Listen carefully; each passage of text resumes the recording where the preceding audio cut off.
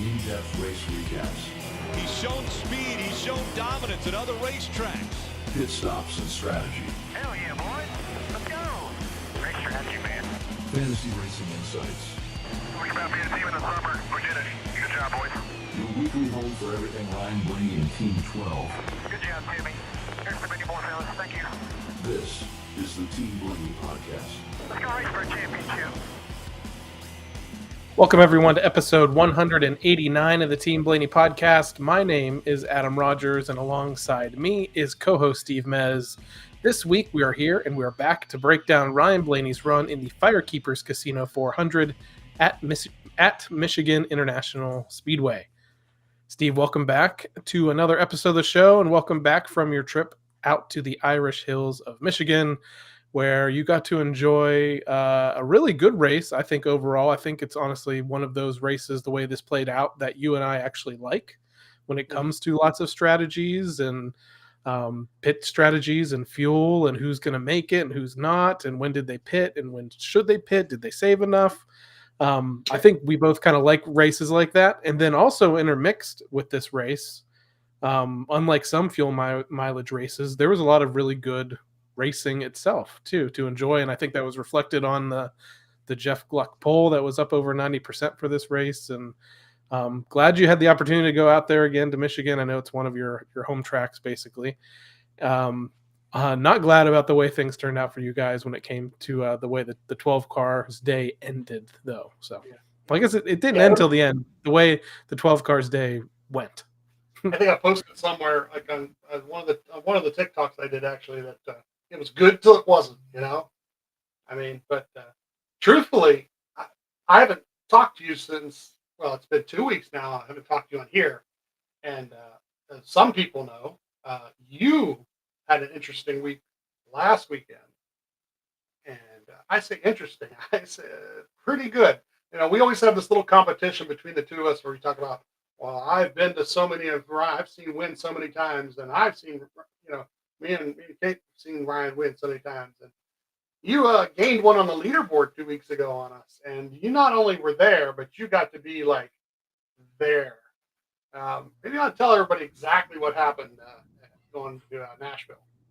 Yeah, okay. So this is a good idea. Maybe we push off doing our race recap because that one's not going to be a fun one to get through once we get about halfway through the race. So, okay, yeah, let's jump back to Nashville 1. Thank you to you and Kate for taking care of the podcast duties while I was away. We were on basically a full week vacation that took us from Florida to Nashville and then over to the mountains for the rest of the weekend before we hit the road back home. So, but we did kick things off in Nashville, got there on Friday night, and just to make sure we had an opportunity to get to the track relatively early on Saturday. We did have it set up, and we've been on this show before, NASCAR fan rewards evangelists, in that if you sign up for the fan rewards and you have the NASCAR app and you watch every race and you have that app open, you can gain points, much like if you have a McDonald's app or Wendy's or whatever. It's just like that, but it's for racing. You gain points, and then you can use those points towards gift cards and NASCAR merchandise, race tickets. And then there's also a category if you are super diligent and you rack up a ton of points, you can get what are called experiences. So this was the third or fourth time we've cashed in on our experiences, because my wife also accrues the points throughout the year on the app as well. So we've done a pace car ride. We've done 2 other victory lane photos. So the experiences range from a variety of things. You can ride in a pace car. You can wave a green flag during qualifying. You can get a garage tour. You can get a photo in victory lane. We did a garage tour last year. That's right, Bristol. At Bristol. These things are different though, and it's interesting. They're saying point wise still like 15,000 points, but 15,000 points now. Yeah. For you guys, with because we know Chelsea and Justin have done this too. For the victory lane photo, you also receive the NASCAR Garage Hot Pass for the weekend because you need to be down there, and that may be more important to the story than anything else coming up. Yeah, so and we've done it. Yeah, so we've done the victory lane photo a couple of times, and yeah, we've gotten the VIP credentials for the weekend. Mhm. Famously or infamously, we were at and had this experience set up for Homestead 2024, where it looked like Ryan was going to win the race, and we were going to have an opportunity to get a photo with Ryan in victory lane. You mentioned Justin and Chelsea, our friends and listeners and contributors to Team Blaney. They had it set up, and they had it for Martinsville in 2023, and we're lucky enough to get a picture with him right before he goes on to win a championship. So that was kind of awesome. So we had that set up again for Nashville. So we had the opportunity. We spent the weekend, walking around the garage, on the grid pre-race, and then we camped out at the pit box for the entire race, pretty much. So the Nashville race was awesome. I mean, I like the track, like the facility, and I like how the race turned out. What I didn't like was necessarily the last 50 or so laps when I Yeah. over in the 67 had crashed out early, and they were pitted next to Ryan, so they'd vacated that pit stall, and I just paced back and forth after from the last pit stop all the way until white flag. Yeah. And basically, as I'm pacing back and forth, I can see the Jumbotron toward turn 1 as I'm going that way. And when I'm walking back, I can see the pit box monitors and the racetrack. So it's like, and I knew, so I could kind of peek at what was going on. I was nervous because the 3 car hit the wall at one point, and then the 20 and 45 decided like they needed to race their hearts out for like 10th or 11th for a while, and that was scary. Ryan, there was a point there where I think SVG almost spun out, ahead of Ryan, and then ends up parked in front of Ryan basically through the end of the race. The traffic that was happening. So all I was saying was I'm just waiting for what was going to happen. What was going to be the caution? What was going to be whatever? Is he going to lose it out of turn 4 again like he did at Homestead? So luckily he got to the white flag lap. That's the first time in like 45 minutes I got my phone out and I turned my camera on, got to kind of because I'd been recording video all throughout the weekend to do some social media stuff for us at the end, and was able to capture that celebration and congratulate the crew guys, and then head to victory lane, and that was all. What did Keaston come over and say to you after the race? Keaston.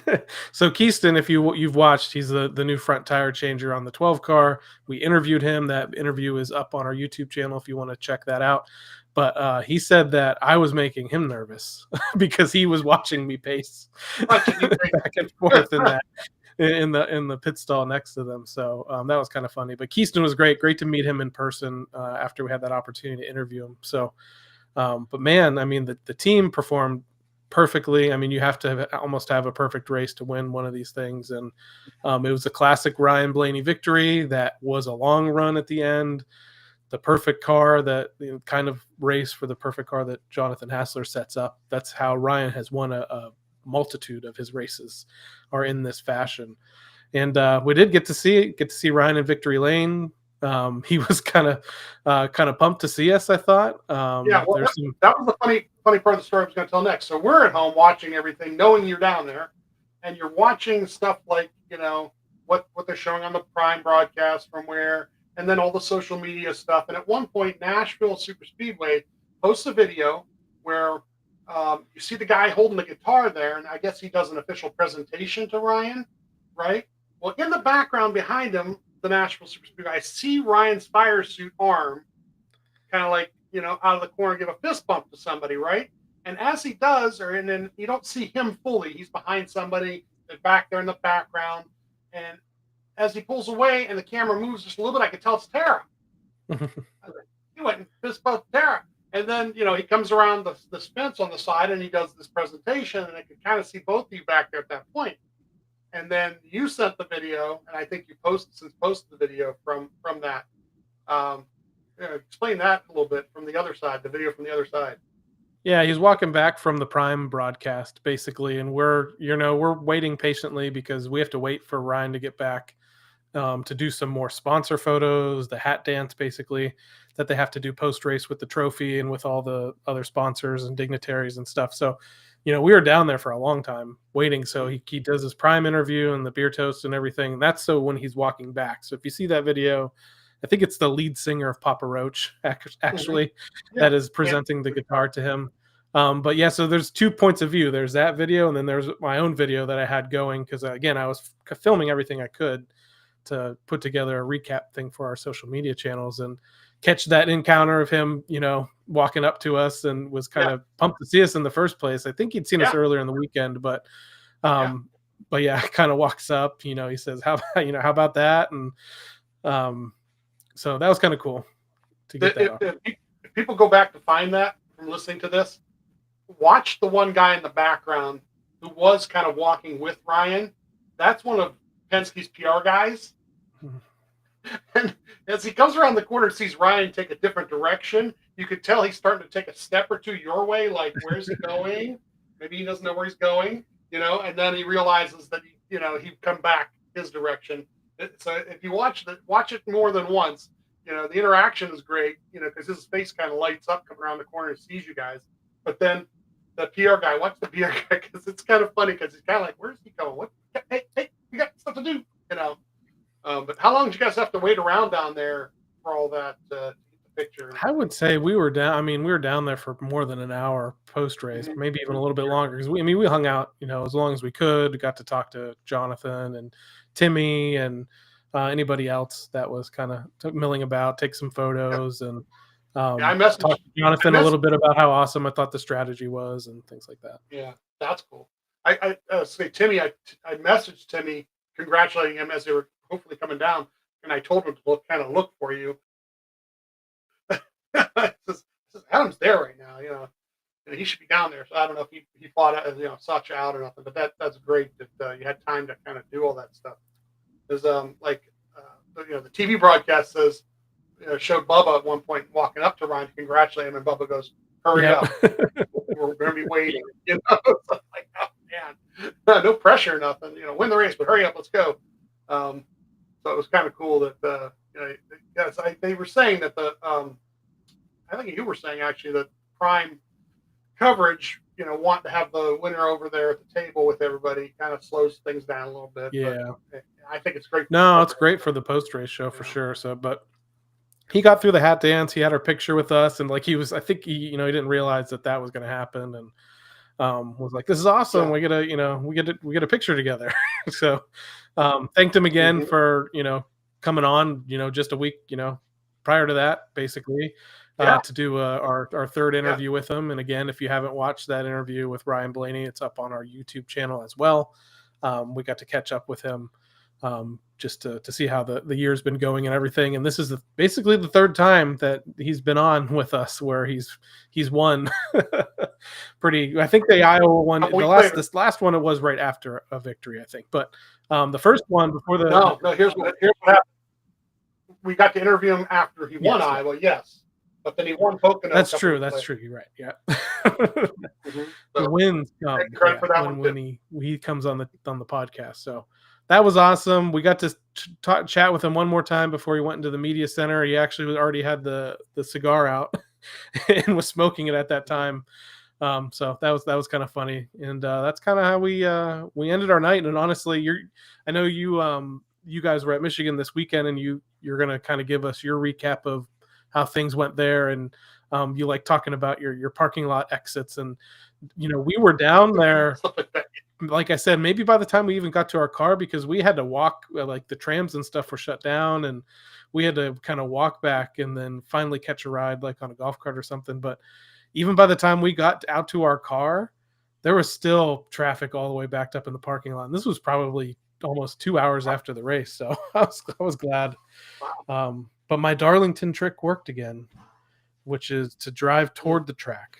Drive toward the grandstand and then cut across the parking lot and then get in line, and then you can skip everybody. So it doesn't work everywhere, but it worked again in Nashville, and that was exciting for me. So yes, thank you for giving me story time. Sorry to everybody that maybe tuned in expecting the race recap right away, but we're kind of pushing things off a little bit, because this was more of a positive note and a victory, maybe even reminding people, because we did have some folks in the Discord during this race, especially after what happens, that were pretty down, and I was surprised just because he just won. He just won a race. You Yeah. shouldn't get down so I quickly. like, So I like to pull a lot of this, like even today, the TikTok I put out today. I like to pull something that's positive, you know, and try to show that. And sometimes you got to show the gory details of things. And I'm sure there are videos out there that show that the tail slap basically is all it was that breaks the toe length. But for the most part, we're gonna talk about the positive things until that happens.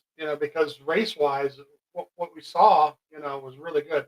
Now sitting in the stands is a whole other story, because you make the trip, you buy the tickets, you've invested time and energy to be there, and you hope to see a full race.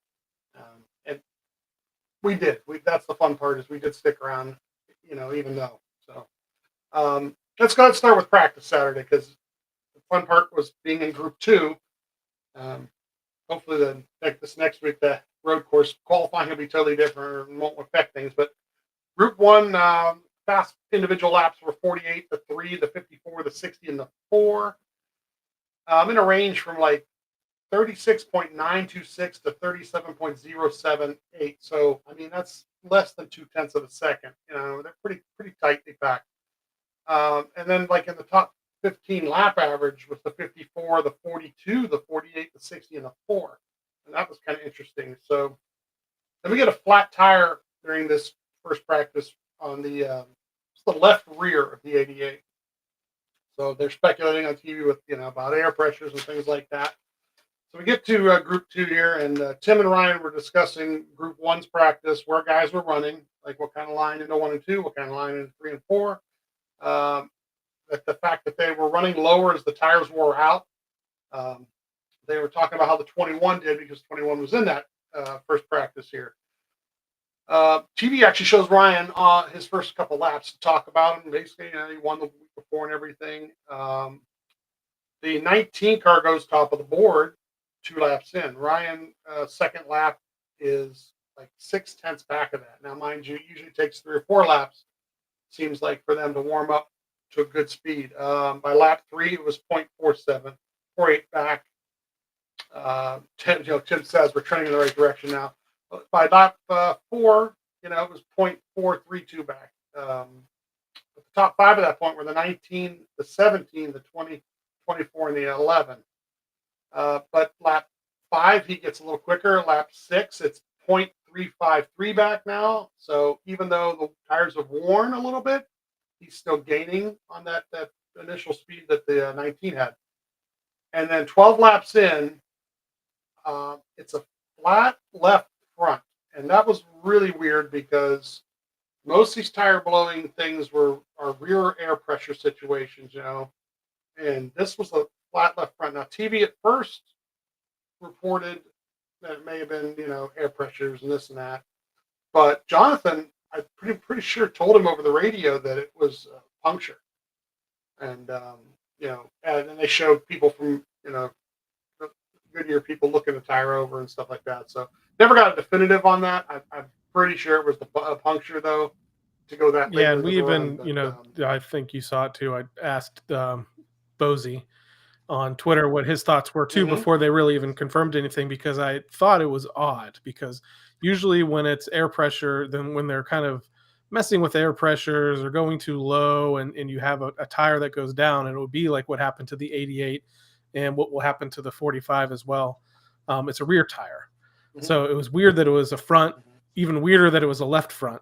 And, he basically said, to me, it sounds like a puncture, or it could be air pressures, but more so like if they were low and he came across the apron weird or something, like coming and damaged the tire coming on the track, and not necessarily damage the tire like you would the rear tires by, in your first couple of laps at speed on track. So either way, it didn't seem like, initially we thought it, and we've joked before about, Jonathan after a win likes to push the limit sometime.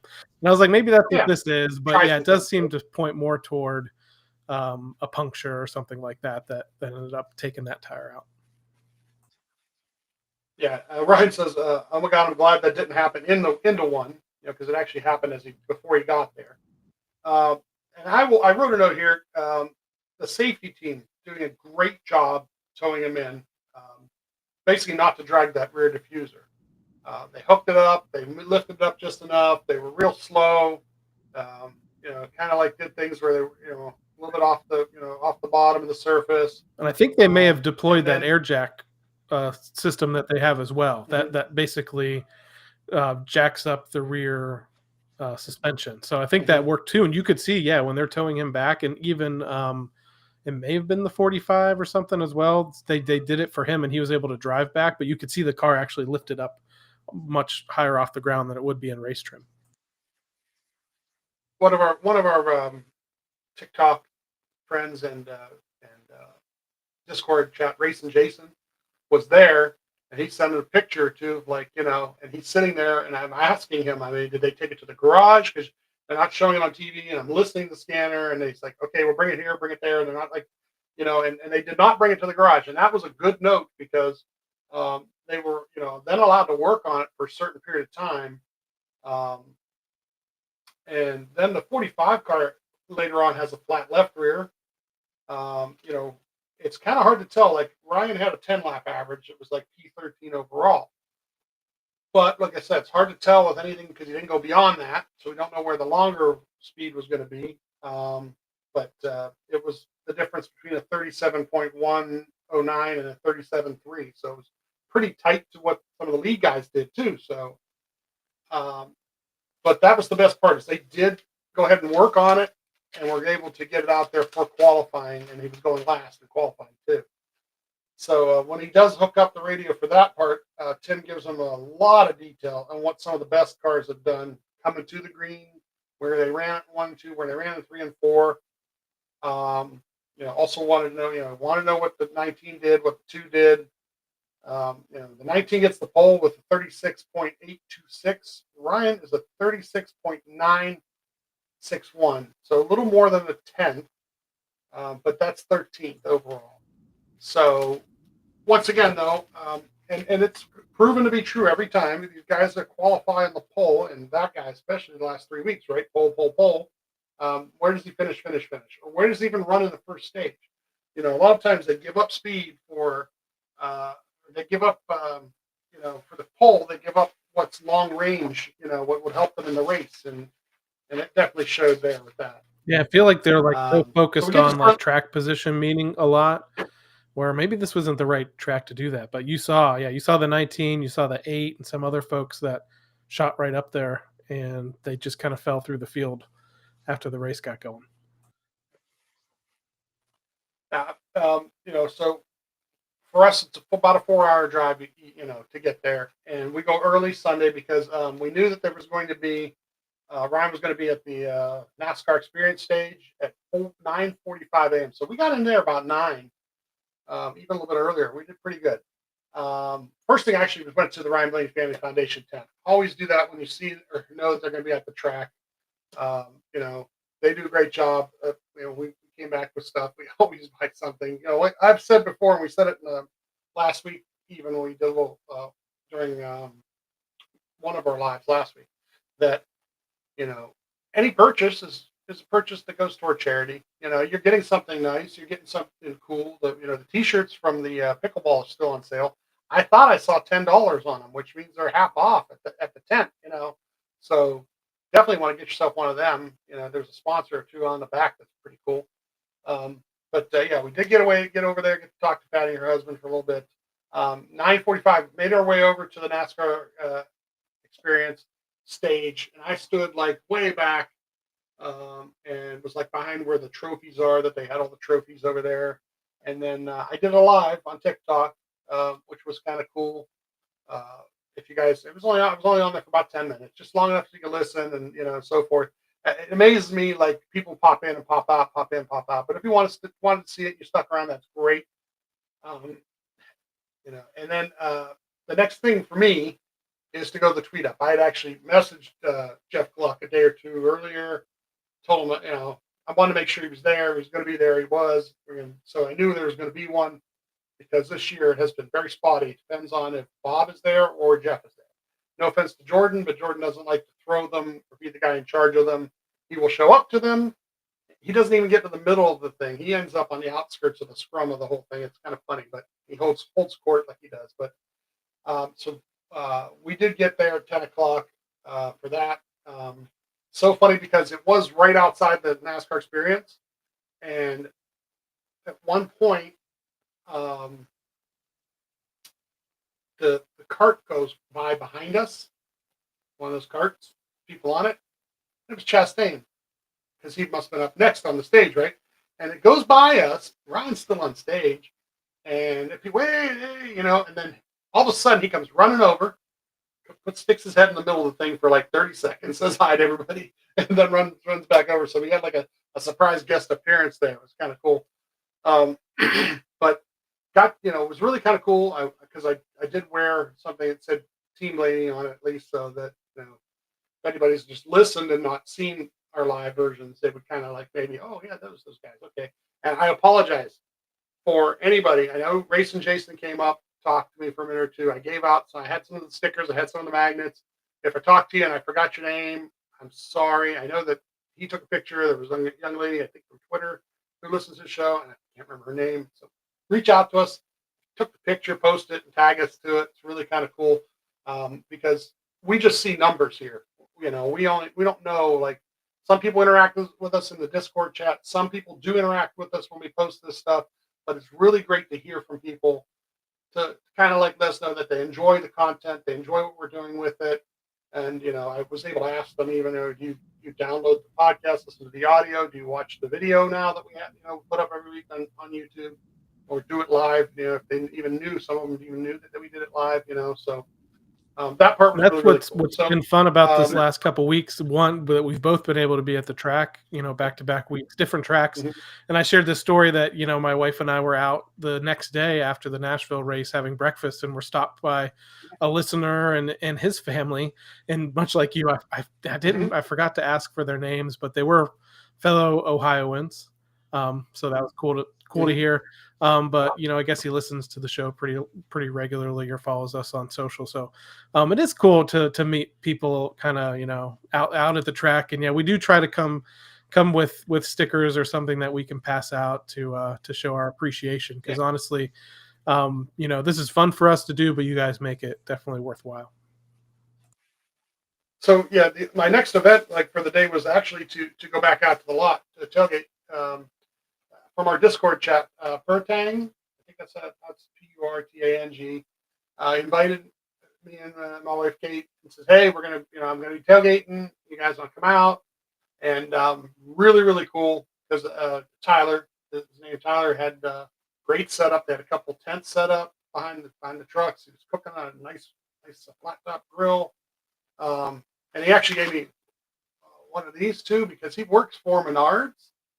He says this was actually a hero card that was like that they had at their thing. That somebody he knew got him a couple of them. That's pretty so. That was really, really cool to get a hero card. I don't think I've seen, but some people I'm sure have seen them. I didn't really realize that I collected them until I started organizing the office here, and all of a sudden I've got a drawer over here. I didn't realize I had that many of them.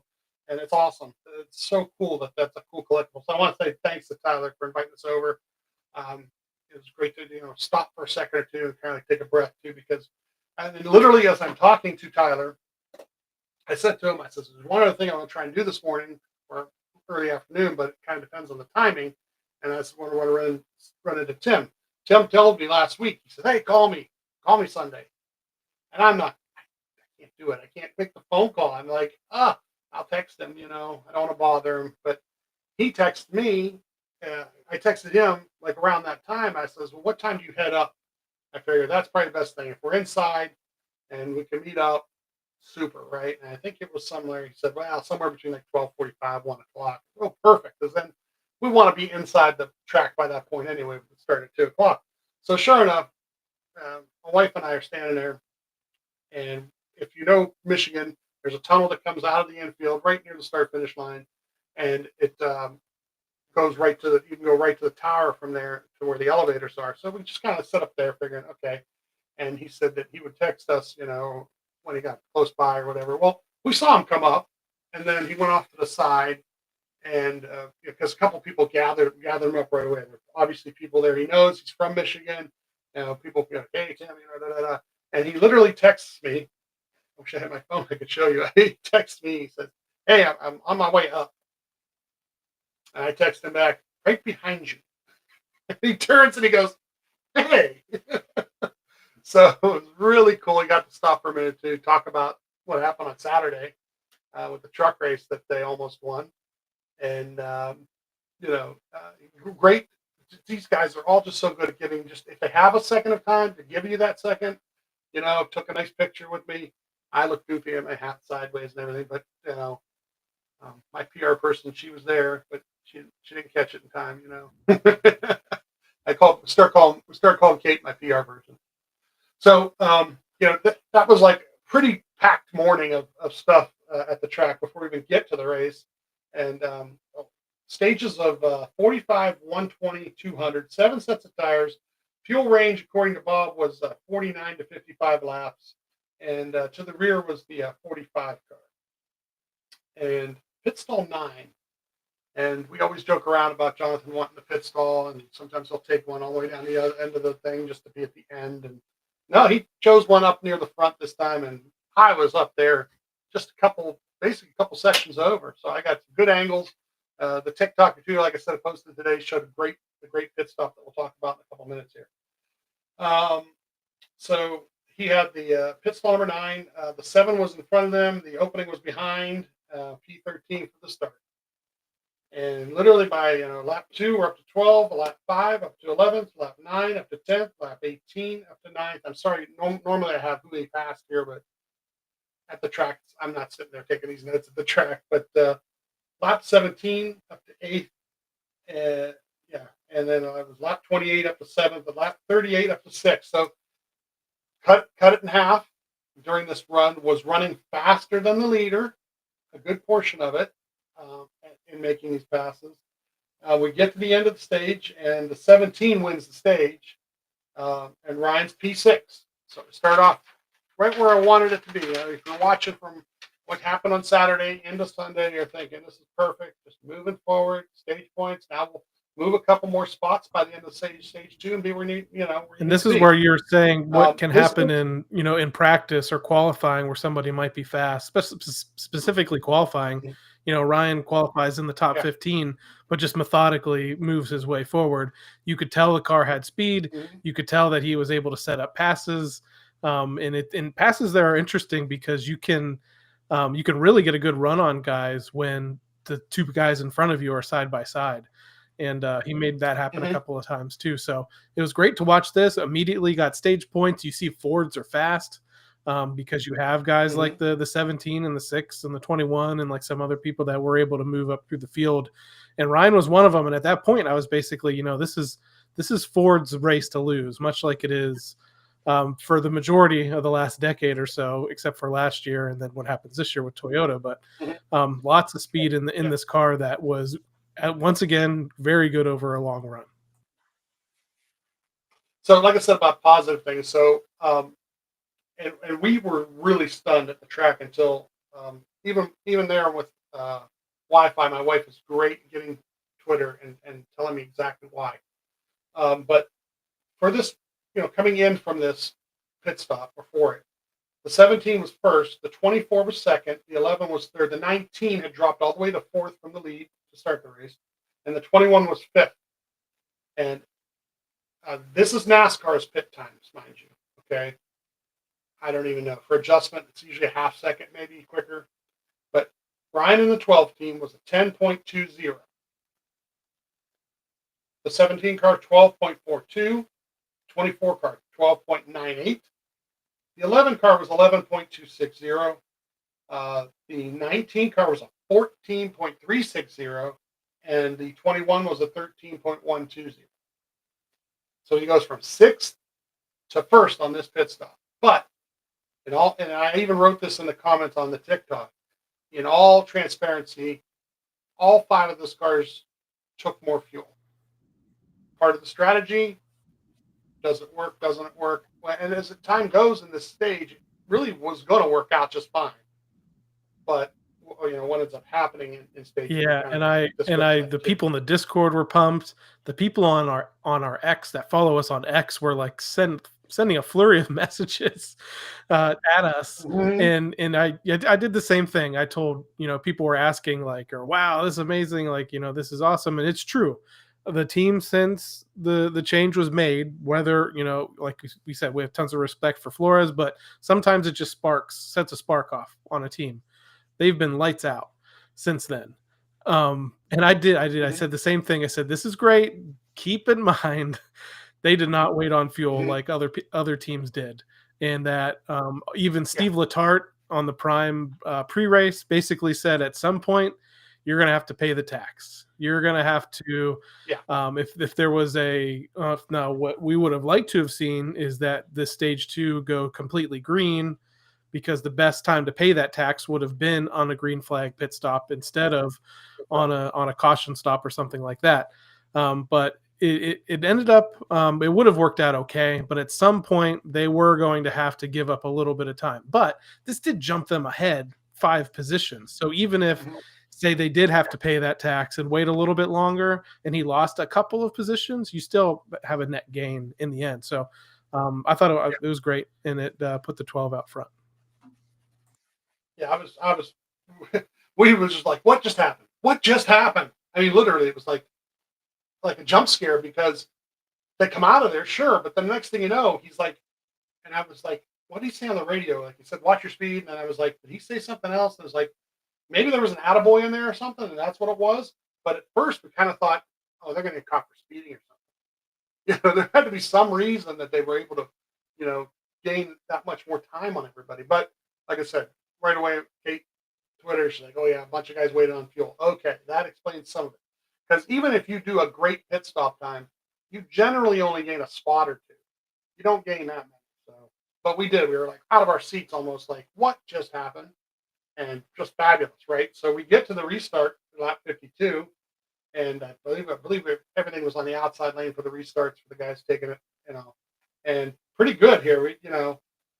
Um, for the first couple laps lead, so ends up leading I think about 7 laps, including the laps after the pit stop itself under caution. But lap 56 here, the 9 car passes. Now, he said something on the, Tim says something about it'll come to you because, at first you're thinking, wow, man, Ryan, and I want to say there was an arrow deal there too. The way the 9 passed him, he was gaining on him down the front stretch and then kind of peeked out to the left rear quarter.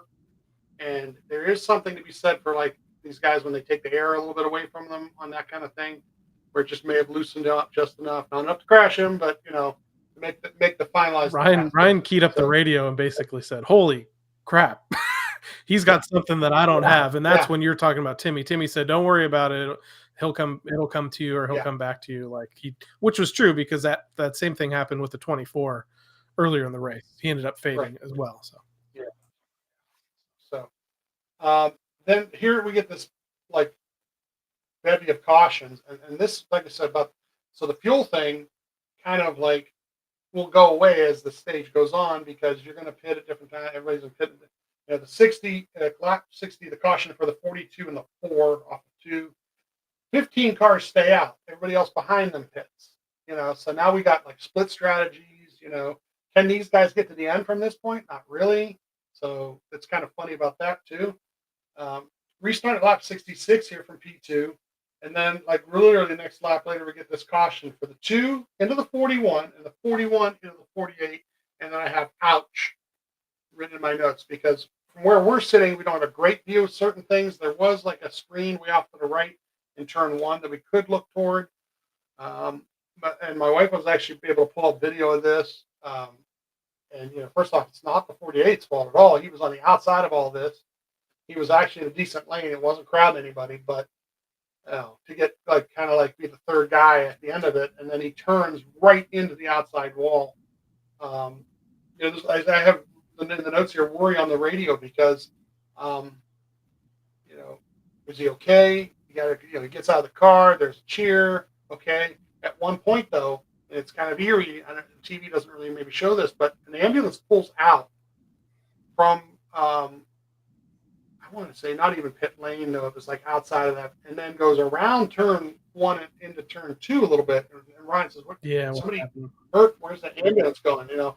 And then all it was they backed the ambulance in. I guess there was a position that it's supposed to be in, and it was basically going back to that position, but it had its lights on at the time, and it was all kind of like concerning, like, well, something happened, and maybe he got out of the car, but then he, you know, didn't do well after that or something, or It really, you know, because usually sometimes they're fine, they'll leave in the truck, you know, they'll just go sit in one of the trucks and go in. But, it really was a massive hit. I mean, yeah, the car came up off the ground. I mean, you saw the way the safer barrier flexed, and like you mentioned, Ryan was worried about the ambulance, but and anytime there's like big wrecks like that, Ryan is always concerned. Like he's, asking Tim, he's like, mm-hmm. "Hey, is he okay? Did he get out of the car?" And Tim's like, I can't really see, what was going on." And then yeah, Ryan sees that ambulance too, and I think he's even more worried. But Bowman was able to give an interview. Initially, I thought maybe he looked a little dazed, but I'm not a doctor or anything, so I think he was more just upset. Mm-hmm. This is a guy that Yeah, started the year off with 5 out of the first 6 races with the top 10, was like top 3, top 5 in points, and has fallen all the way down. I think almost toward the bubble at this point, having a string of horrible luck, much like this 12 car has had at times this season with DNFs and things happening to them, and always has this chatter in his ear about Hocevar possibly being essentially a Hendrick development driver, and Hocevar, suddenly is strapped to a rocket every week now. And um, but as you've yeah, said when we've talked before, um, Chicago's coming up. He had a lot of chatter on him, ahead of last year, and then he went out and won Chicago. I mean, you got this race next week, and I think the driver of the or this 48 week. is just fine. I'm not a fan of his by any means, but you hate to see a Mm-hmm. guy that's had so much terrible luck, much like Ryan has, and have Yeah, people it's chattering of that not he of his should be, doing. out of a ride. So Yeah, it's not of his doing. You know, it's one thing to be okay. Real quick, it's one thing to be Kyle Larson, right? Kyle Larson wins a bunch of races, and he spins himself out at Charlotte, right? But you're not going to say much about it because he wins a lot of races. So, but that's his own mistake. Well, what's happening to Bowman isn't even that. These things that are happening to him and are in and around him, but they're not him. They're not of his doing. So maybe he needs to push the envelope more. Maybe that's what part of it is. Maybe not. But he's not, you know, doing anything that should cause you to go, oh, we got to get him out of there. I mean, he's still a playoff driver, right now as it stands. So we get, Ryan Pitts here at this point, 4 tires and fuel. It's a 9.840 stop, which, like I said, on the NASCAR times is, so think of that as like a 9.3 or a 9.2. I got at least 15 cars that stayed out. It might be more because I think Ryan is about 20th for this restart. So it's probably more than that. The restart at lap 71. At lap 73, we get a caution right away for the 42 by himself out in 3 and 4. And he backed it into the wall, too. So some of the leaders now pit and then, restarting here, lap 77 from about 20th. But by lap 85 up to 18th, and I even turned to my wife at this point and says, if he can work his way close to the top 10 by the end of the stage, it'll be perfect because the way some of these teams are going to have to pit, take fuel. He was a little later. He won't have to take as much fuel. They'll be able to do the same thing at the stage break that they and did. and I know you'll go through all the passes, Um, but this was a weird run to where like it took a while to get going, and then all of a sudden it was like yeah, boom, just started click. It was like a switch was flipped on everybody else, and he starts clicking yeah, off a bunch of passes. yeah. I would say basically from the next 14 laps, from lap 85 to 99, all the way up to 14. And like I said, he was like another spot or two is all I said there. I said, we get 1 or 2 more spots at this point. And then, like I said, he's up to P12, I think, in the next lap or two after that. So he's up to 12 at lap 107. And then that's what all happens. Now we're down near going in, at the end of pit road, um, heading onto the track. So we're up the track. And this happens over in 4. And the initial thought of what happened with him backing into the wall or tapping. He didn't even back into it, really kind of tapped it, right? He was up a little high, tapped it. Even the NASCAR says he was attempting to pit. He was not attempting. Yeah, and they mentioned it on the broadcast. Actually, they said they were like, it might be looking like he was trying to get to pit road, but that's just how he spun. He just happened to spin down right onto pit road. Then the speculation becomes, oh, he must have had a flat tire. He was trying to. It really looked like it on the way the in-car looked. It looked like because he snaps like real quick and heads right like to the wall and basically, I think they call it like tank slaps because he kind of hits both sides. But yeah, man, that was unfortunate. The radio. At first, I didn't really say on the radio, but later on, I don't even have it written down here. But I think after they do come back out on the track, he comes on and he says sorry. So it was him. He kind of says, "I'm sorry, yeah. I kind of lost it," and that's once again about pushing the envelope. Guys who do push the envelope have out.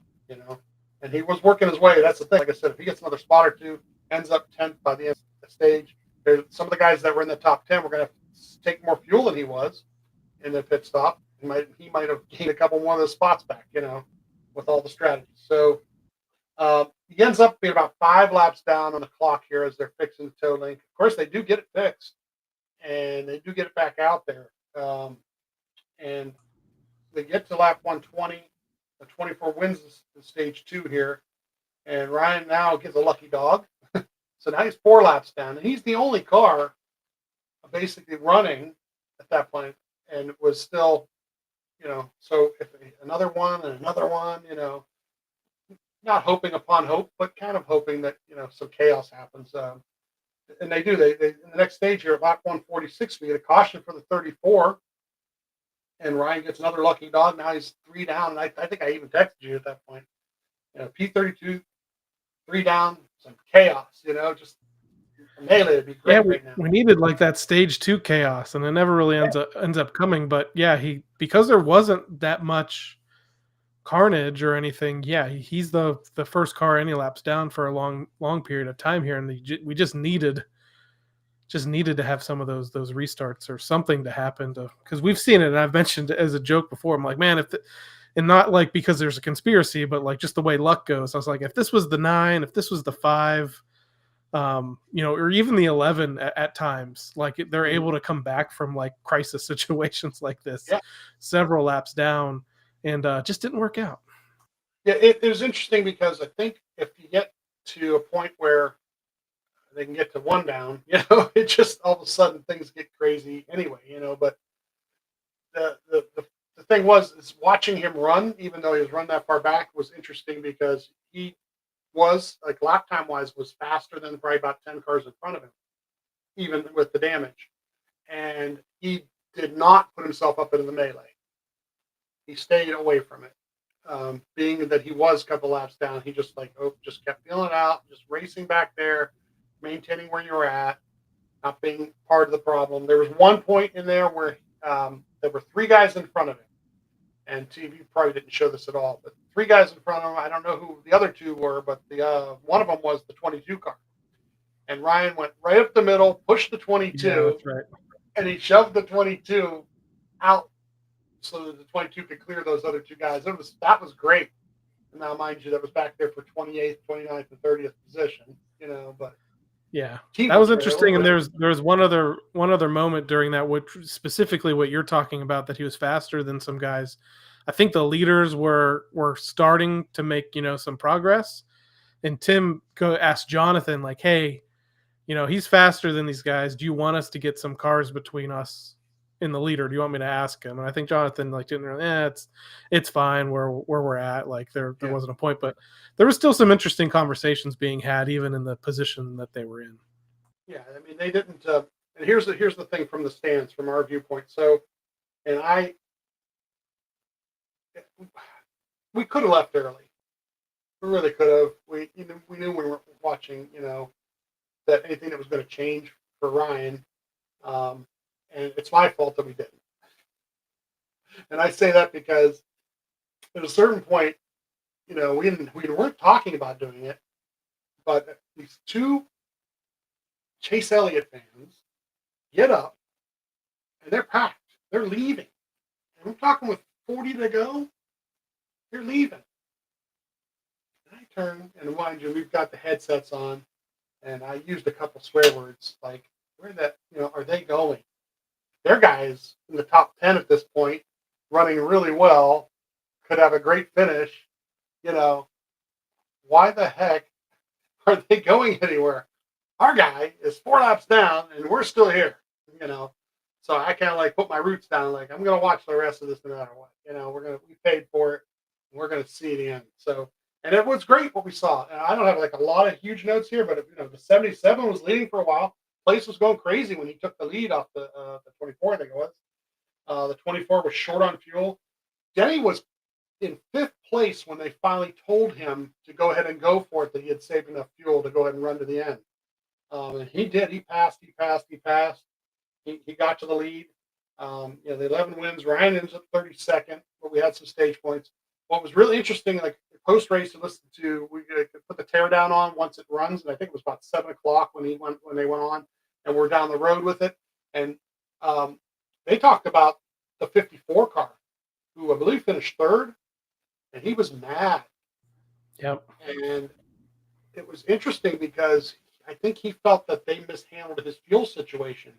He was on the same fuel strategy as the 11, and they let him go. They let the 11 go by, told him to keep conserving, and he kind of felt that maybe he shouldn't have.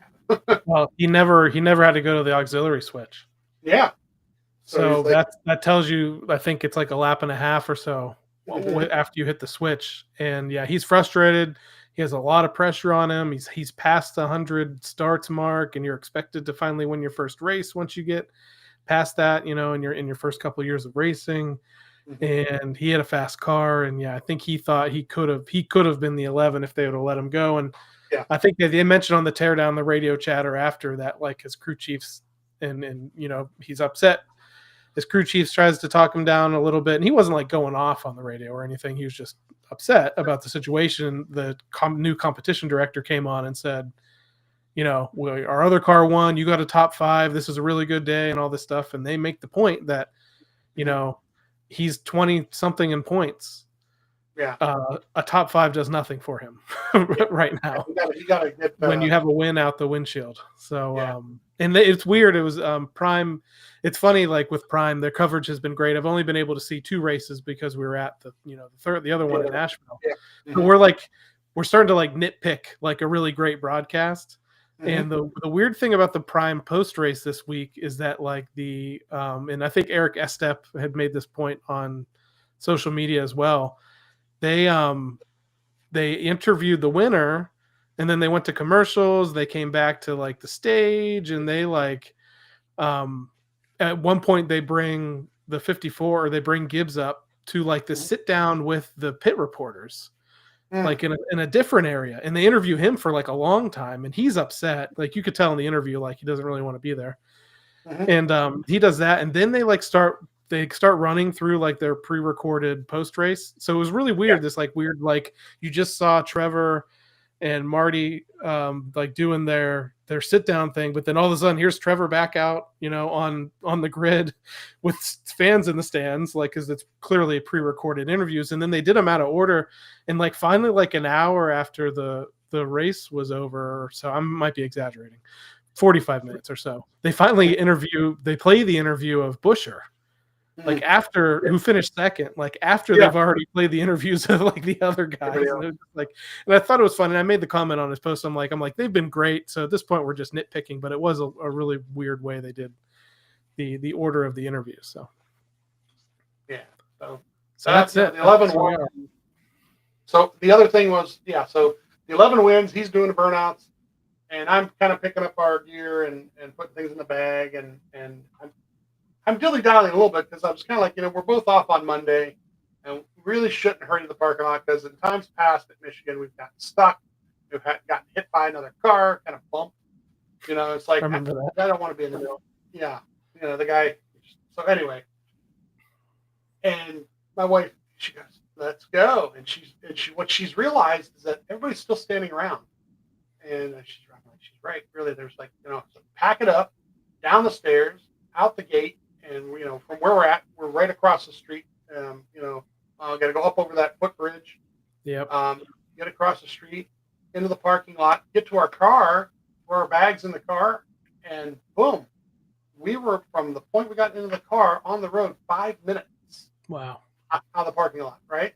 Like, got in a little line to the main road, made a left to the main road out of the parking lot.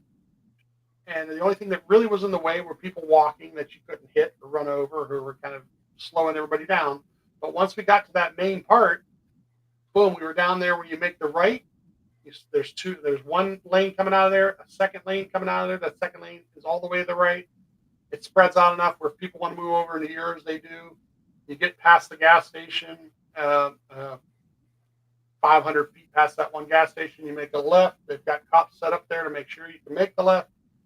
Go all the way 3 miles down that road, and they have a cop set up there directing traffic from people coming across and then letting us out. And boom, we were on the road. And the only stop was for gas and food on the way back. So it was fabulous. I think we were home by 10:30 roughly after that race ended. So fabulous travel for us too, getting out of there and getting home. Yeah, as you said, highlighting some of the positives of the day. the exit of the track sometimes is take the little things, take them as victories. So just on the race overall, till what happens. Raced up front for a while, had great pit stops, both pit stops that were actual, while things were going on. And they made some pit stops later on where they're fixing damage, but overall, until it happened, it was a great day. And then when that happens, it's demoralizing. I know the toaster patrol is out like crazy today. My wife doesn't let me anywhere near the toaster, so we're okay. She locks it up when she's not around. So one of the positives, I guess, it's more of it could be worse, is that one, William Byron runs out of gas and basically loses 20 plus points that he would have otherwise gained, and he's the point leader. Yeah, Kyle Larson struggled mightily in this race. He did eventually finish in the top 10, but he had a terrible race overall. So the hit that Ryan would have normally taken in the points, those two situations helped. Getting the 6th place points in the first stage helped a little bit. But Ryan is 7th in the overall Cup Series point standings. Now he is already into the playoffs. So at this point, we're really just looking to where he's going to finish the regular season. At 149 points back the leader, he's not really in contention at all to win the regular season championship. But the higher he can finish the year, the more bonus points you get, the more bonus playoff points that you will be awarded at the end of the year when the points reset that you will carry through the rest of the playoffs. So that's really important. We talked about that a lot going into the playoffs last year. It was really important for them as well. So 7th in the standings, 149 points back the leader. So it could have been a lot worse. In the past weeks, he's been minus 100 plus, like 107, 100. I think after the last one, it was like 125 or so or something like that. So, I mean, he did lose a chunk of points with this 32nd place finish, but could have been a lot worse. So William Byron is the points leader right now, 41 points over Kyle Larson in second. Denny Hamlin has moved up a spot in third. Christopher Bell is 4th. Chase Elliott 5th. Tyler Reddick is 6th. Again, Ryan is 7th. Ross Chastain is in the 8th position. Teammate Joey Logano fell a spot to the 9th spot overall, 181 points back. And Bubba Wallace has moved back up into the top 10. Had a really great run at Michigan. He is 193 points back of the leader again, which is William Byron. So all in all, it's one of those weekends where, I mean, he's had DNFs this year, Ryan, where he hasn't gotten any stage points or anything like that. So yeah, if you're looking for some silver linings, it's that. Again, they had the speed. They had a car that probably could have contended by the end of this race. They just didn't get the opportunity. Ryan keyed up the mic after the race, apologized again for what happened, kind of, said again, I kind of just lost it. But then he also just said, I made a mistake and stuff happens. And then that was pretty much the end of it. And as he always does, thanks everybody for working hard over the weekend. So that's it. That's the Michigan recap. I'm glad you had a pretty overall decent trip up there, despite the way that the race played out. Unfortunately for you and me, as usual, Things did not go well at all in the Team Blaney NASCAR Fantasy Live League for us. Yeah. So we'll go through our starting lineups and our picks and where we finished. I did not make any changes during the race, and I wouldn't have. Maybe I could have swapped one in and out, but it wouldn't have been that many points. Starting lineup, Kyle Busch got me 31 points, Chris Buescher 45, Josh Berry 31. This one would have been, I think it actually would have ended up about the same. I had Carson Hocevar, and you mentioned that him taking the lead in this race. He was on almost the exact same strategy as the 24. So even if Hocevar doesn't get a flat tire at the end of the race, he was going to run out of fuel and have to pit. 17 points from him, but it was looking like I was going to get a lot more.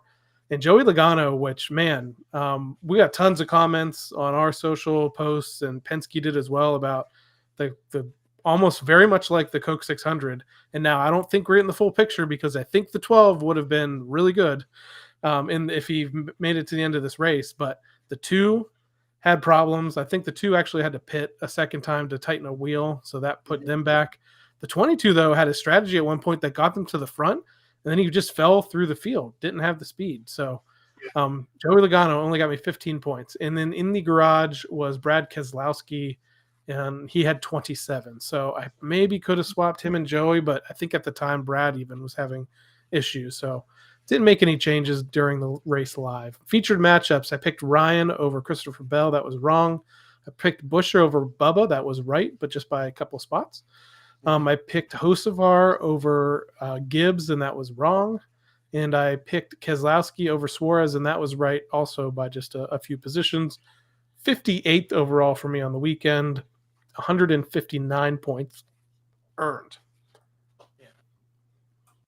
I had, the Wi-Fi came and went, so I was actually able to make the adjustment before the end of the stage, because I had Ryan in the lineup, and once everything happened, you got to pull them out of there. But so I end up with Larson, good for 36 points. Logano was only 15, and I thought for sure they would run really well or find a way to run well. That's usually what they do.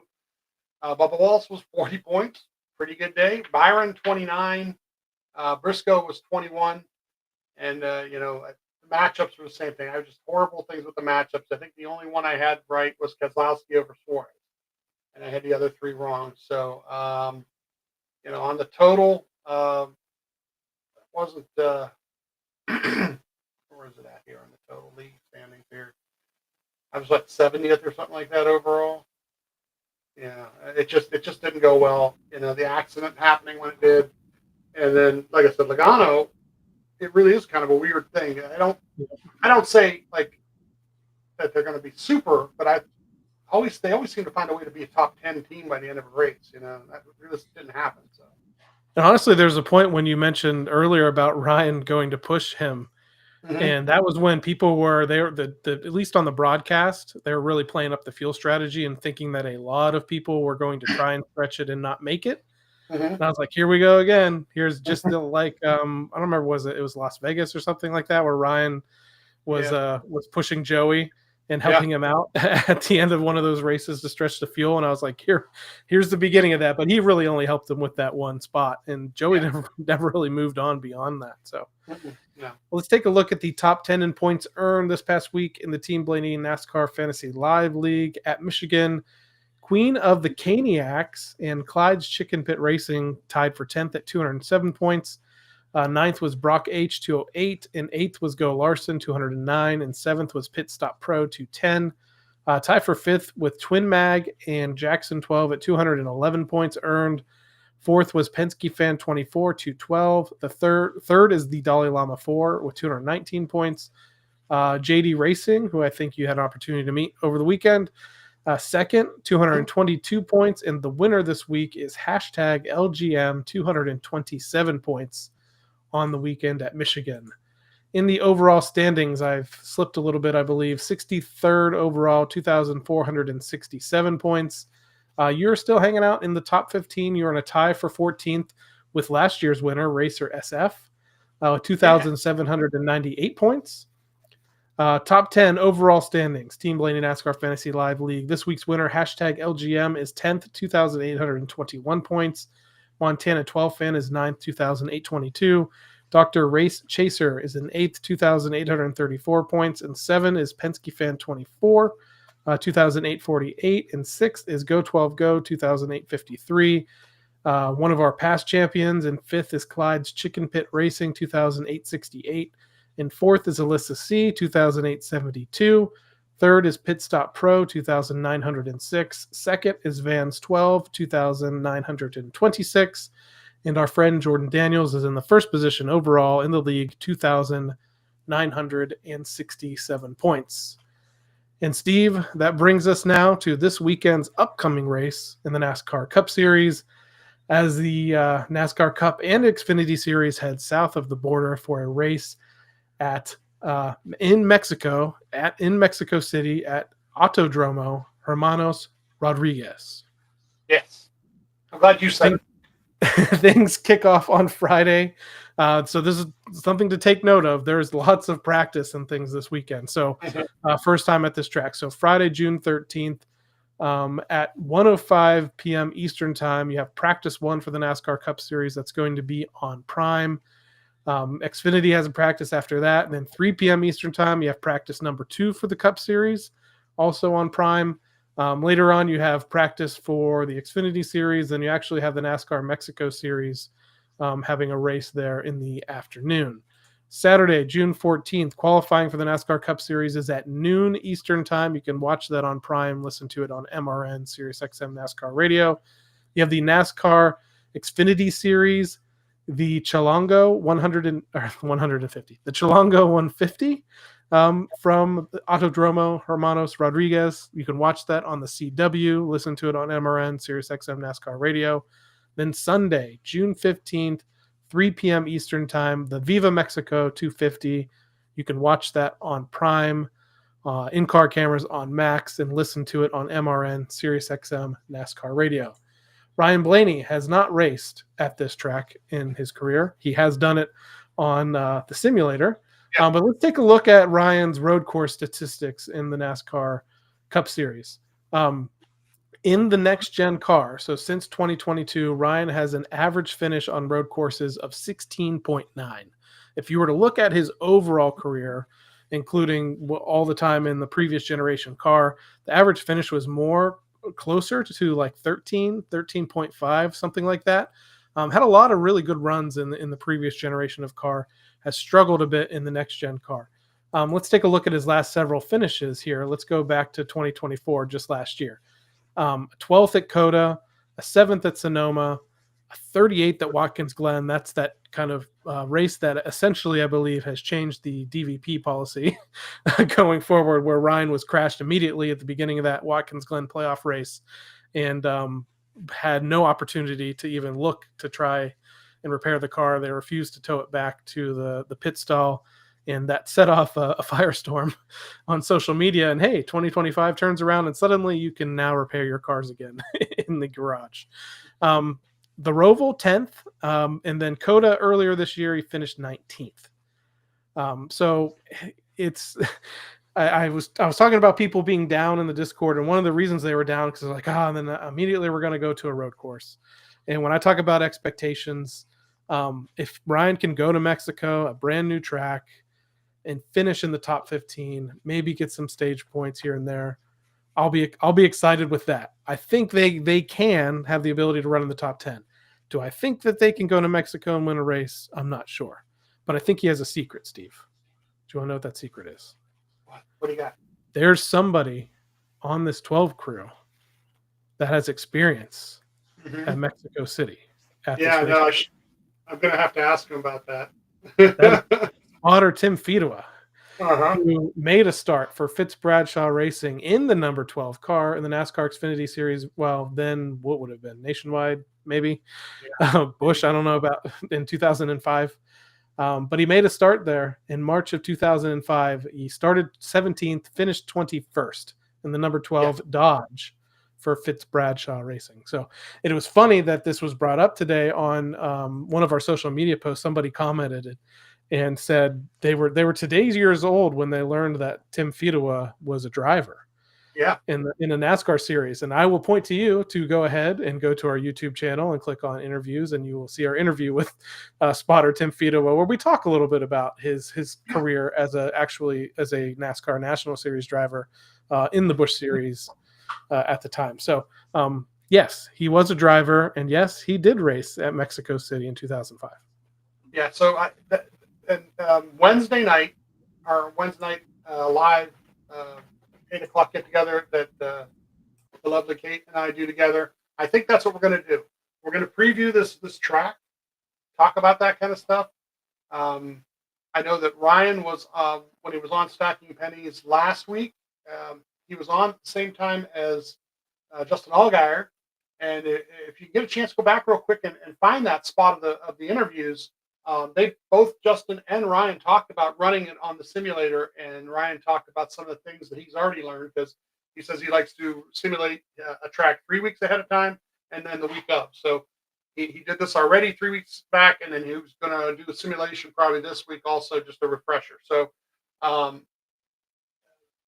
the 3 weeks out, I'm sure, is the setup and working on the setup for what they want. So I find it most interesting, and that anybody, I believe, can win, because of the fact that nobody has really run on this track before except for in a simulator. So some of the setups could be perfect. Some of them could be a little bit off.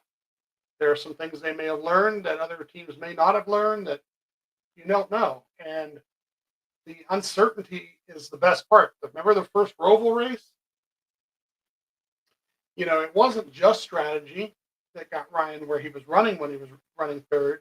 He ran really well. He understood how to handle certain things at the track, and so other guys hadn't caught up yet. The second and third time they go to places, things change and they alter. But this first time, there may have been some things he saw in the simulator. He's like, I can't wait to try this out live. Having those extra practices will definitely help. Interesting to see how the cars do at altitude. I don't even really talked about that much yet or not.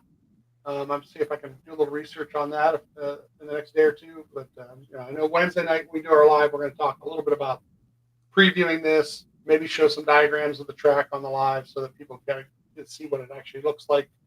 But it looks really cool.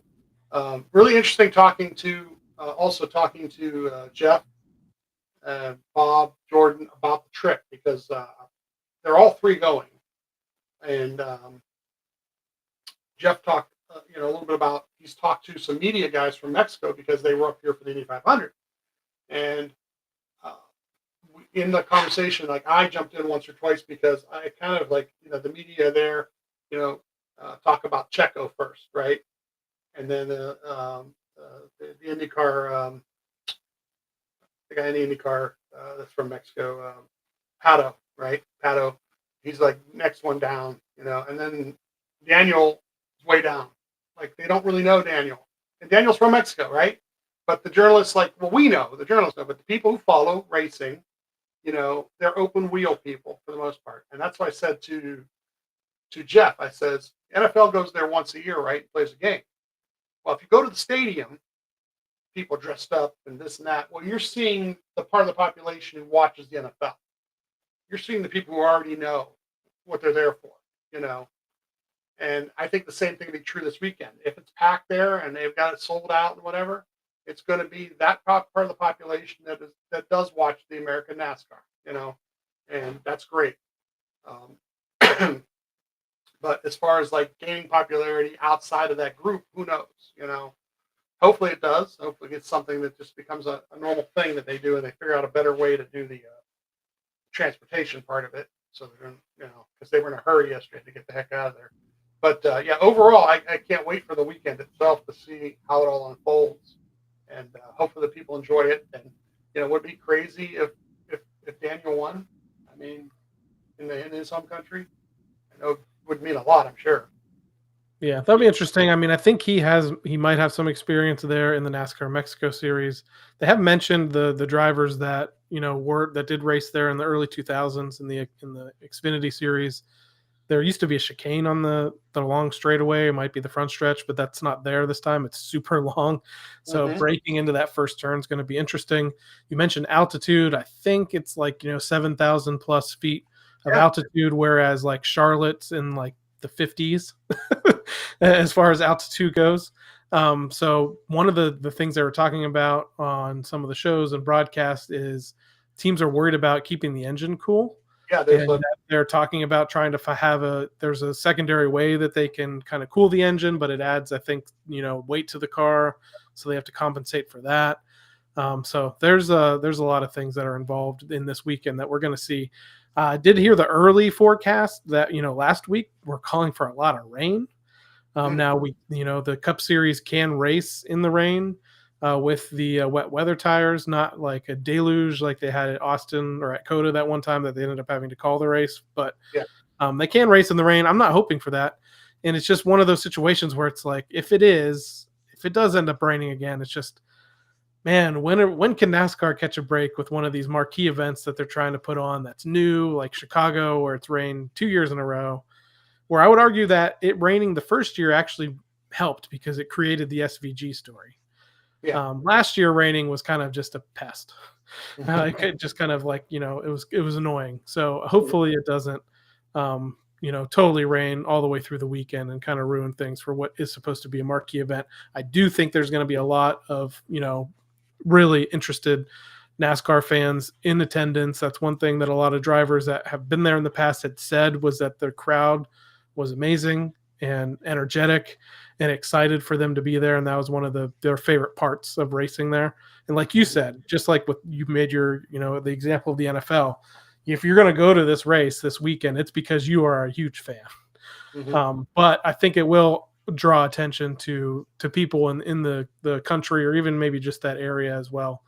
That can help grow the fan base. And let's see, like you said, the logistics are a thing. I think they really need to do something if they go back next year to not make it where they are basically racing in Canada and then people have to hook up their trailers and head south of the border. Yeah. Try to make that a little bit more of an easier transition, but we'll see.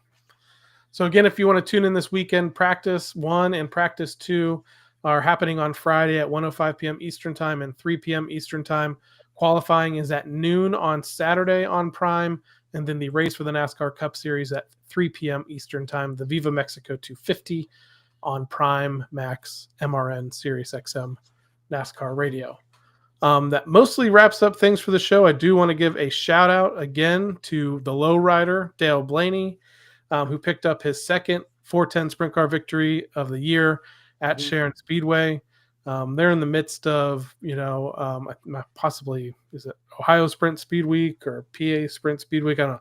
There's lots of speed weeks and things going on up there that they're participating in. So this, Dale has hopped into Dave's number 10, that red number 10 sprint car that he's had a lot of success in over the last several years. So the brothers have teamed up and they're finding a lot of success early on. I think Dale is, hoping to have the opportunity to win some bigger races. There's been rainouts though. I mean, the World of Outlaw race was rained out already this year at Sharon Speedway. I think they still have a high limit race coming up, and some of this All-Star Circuit of Champions races too. So kudos to Dale Blaney, the lowrider, for picking up another sprint car victory there at Sharon Speedway in Ohio.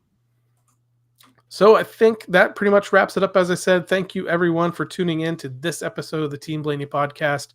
During the week and on race day, you can find us on Facebook, X, Instagram, TikTok, and YouTube. Really, go check out the YouTube.